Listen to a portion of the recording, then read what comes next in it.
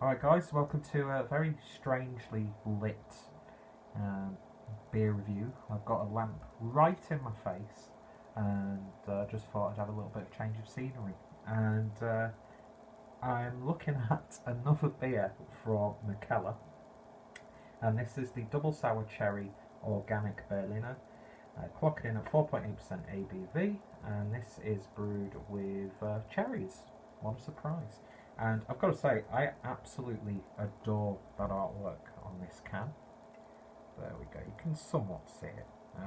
Doesn't matter how lit I am, I'm always pure lit, bro.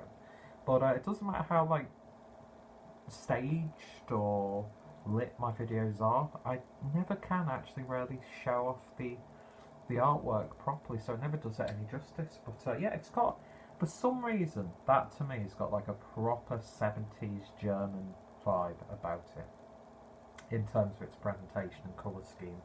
But yeah, it looks proper vintage and it looks absolutely fantastic. So yeah, another Berliner Weisse from Mikkeller. I think they do really good sour beers, to be honest. I've always enjoyed them. And I just had the Berliner with Cassis, which was obviously blackcurrant, which did that a few days ago. Not that it matters, because this will probably be uploaded before that one, knowing me. But yeah, really enjoy Mikkeller and their sour beers. I think they do those very well. And yeah, plug as always when it comes to beer reviews like this. Pick this up in the August box of the Mikkeller Beer Club.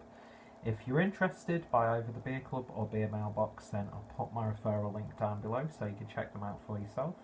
But yeah, I've had some really good beers from those, and of course there'll always be the Mikkeller links and the usual guff in the description as well.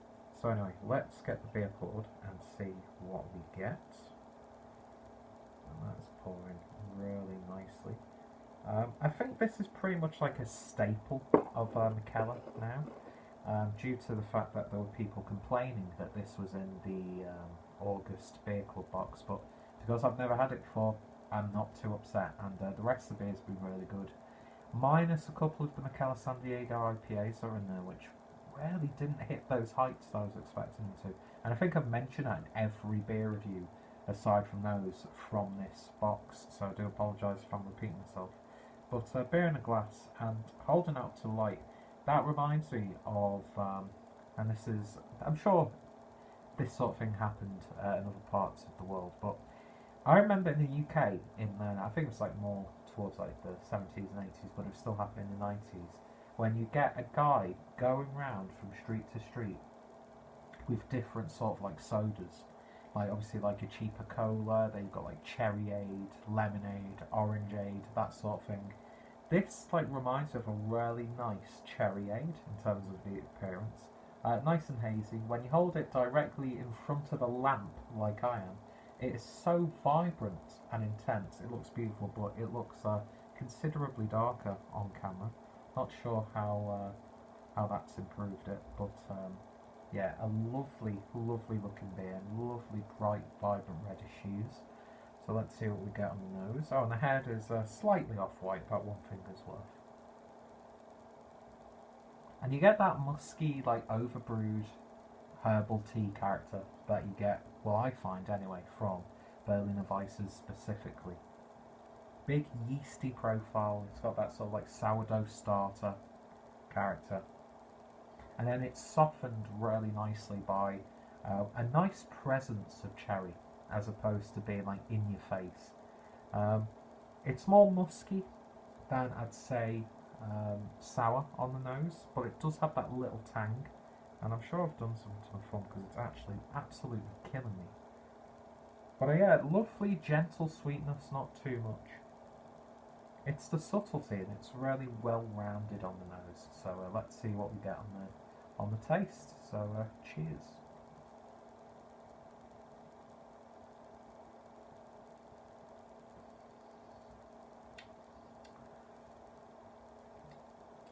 Gotta say, not really getting too much of that cherry on this.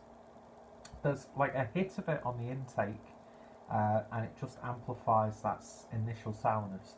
It's not puckering by any stretch, but it's got that hit. But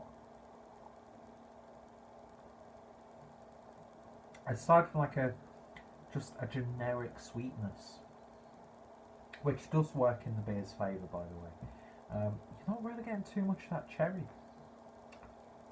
Now, if there was probably a bit more, it would probably almost go into the synthetic side of things, but as it stands, I was expecting maybe a bit more of a dominance from that, since it's a double sour cherry. But obviously the body is crisp, light. It's got a little slight carbonated water that's been left out for a little bit too long, but it's still got a bit of carbonation. Crisp though, it's easy drinkable, sessionable as hell, and there's really no residual like sourness or acidity on the back end, so you could probably drink a considerable amount of this. But yeah, I was expecting just a little bit more cherry flavour to mask that like herbal overbrewed tea that I get with Berliner Weisses. Some people might not even think of that when they try them, but that's what I get. So again, it's all subjective anyway. I mean, why are you listening to me talk about beer? Like, what is wrong with you people? Well, of course, I love you all around. Don't worry. But yeah, it's got like core range quality to it. Well brewed, but a little bit safe. And I think, and this is just going off presumptions, I think this isn't supposed to be like in your face, super exciting, like some of the more creative and experimental sour beers have been. I think this is one of those ones where you buy a few cans at a time, you put them in your fridge, and you drink them at your own leisure. It's one of those beers that you'd like share for the experience. The only experience you'd want is good company and like a good time. I mean, I've never been to Berlin, but from friends who live there and some of the brewers who I know, look at me saying, oh, I know brewers personally who live in Berlin. Pirate Brew Berlin, respect.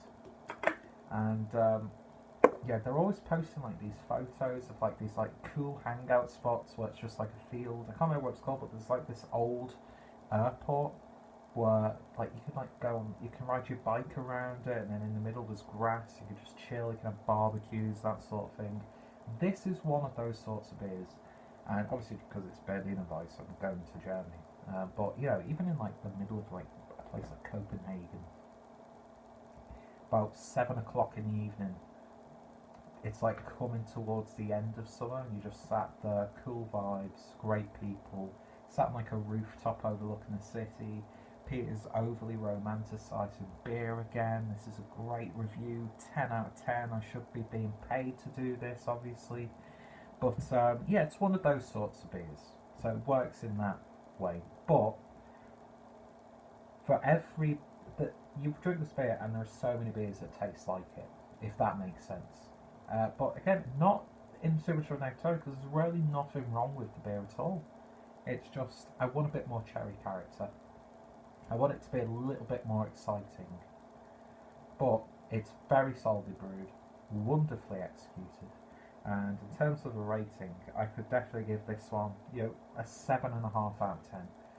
I would not turn this down if there was enough can, but I wouldn't really go out on a way to pick up another one. I'd probably want to try something a little bit different. But yeah, if you like cherries, it's there, but it just could have a little bit more oomph. You get like maybe a bit more on the back end as well from those cherries. But yeah, it's a lovely little beer. So if you've tried it, then let me know your thoughts, opinions down below. If you're a fan of Mikkeller, if you're a fan of the style, linkles and comments and all that sort of thing. If any of my friends about beer tubes, I reviewed it, I've got a glass in the way, professional videos always, then I'll put their links down below. Check out Mikkeller, check out Keith Shaw, great artwork once again, and as I said, if you're interested by any of these beers that I've reviewed from both the Mikkeller BML and Beer Club boxes, then the referral link is down below so you can get yourselves a nice little box for yourself. It's probably going to look absolutely terrible when it's actually loads to YouTube, but I sort of like the nuances in this video. You've got like a light source there, this dark part here, and then this light source here.